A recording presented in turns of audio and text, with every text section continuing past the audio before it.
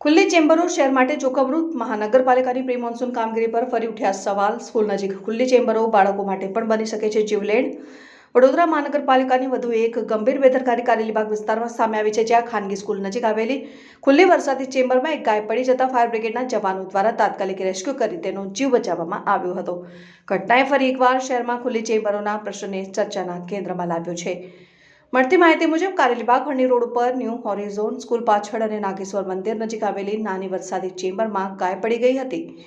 ઘટનાની જાણ થતાં ફાયર બ્રિગેડની ટીમ તાત્કાલિક સ્થળ ઉપર પહોંચીને સલામત રીતે ગાયને બહાર કાઢી હતી। સફાયર ઓફિસર રવિન્દ્ર કદમે જણાવ્યું હતું કે વિસ્તારમાં અનેક ગટરો ખુલ્લી હાલતમાં છે, જે જોખમકારક છે। અગાઉ પણ આવી જ ઘટનામાં ગર્ભવતી ગાયનું મોત થયાનું સામે આવ્યું હતું। સ્કૂલના ગ્રાઉન્ડ નજીક ખુલ્લી ચેમ્બરો હોવાને કારણે બાળકો માટે પણ ગંભીર અકસ્માતની શક્યતા ઊભી થઈ રહી છે। ફાયર બ્રિગેડ દ્વારા તંત્રને તાત્કાલિક ચેમ્બરો બંધ કરવાની સૂચના આપવામાં આવી છે।